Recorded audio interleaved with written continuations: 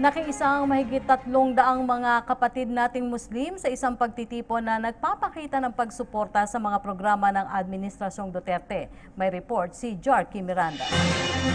Daang-daang libong pagsuporta ang bumuhos para kay President Rodrigo Roa Duterte. At ayon sa kanila, ito na nga ang tunay na kahulugan ng people power. Narito ang ulat.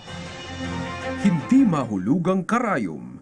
Iyan ang larawan ng laksa-laksang suporta na tinatamasa ng Administrasyong Duterte mula sa libu-libong mamamayang Pilipino na naniniwala sa pagbabagong hatid ng kamao ng Pangulong Digong. Ayon kay DILG Assistant Secretary Hamid Ladha Kahal, ay nasa mahigit 300 Muslim community sa Tawi-Tawi ang nakilahok sa pagtitipon upang ipahayag ang kanilang pagsuporta. We manifested yesterday that 300 delegates from Tawi-Tawi came all the way from Tawi-Tawi.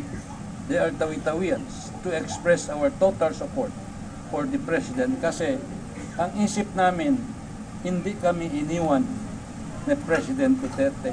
Pabor din anya siya sa sistema ng federalismo upang mabigyan ng pantay na pagkilala ang mga probinsya sa ARMM tulad ng Tawi-Tawi. 7,100 islands in 18 regions, more than 100 million population.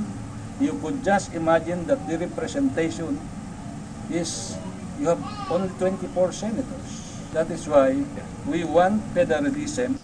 Ilan naman sa ating nakapanayam sa pagtitipong ito ay ang PDP Laban na nagpahayag ng pagkondena sa destabilization plot laban sa Pangulo. Sinisiguro po namin na hindi magiging matagumpay yung ginagawa nilang pag-alis sa karapatan ng ating Pangulo ngayon. Sana buong puso nating suportahan ng ating Presidente para sa ating magiging mga anak at apo at lalo na sa ating bayan. Kaya ang aming proyekto ay siyempre suportahan ang proyekto ni ating Presidente Digong na sa mga anti-drug campaign.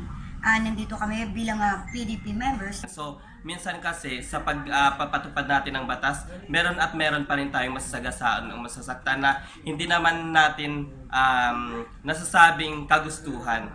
Ang pagtitipong ito ay patunay lamang na totoo ang sinasabi ng SWS survey na mahigit 80 bahagdan ng mga Pilipino ang nagtitiwala kay Pangulong Duterte at naniniwalang change has truly come.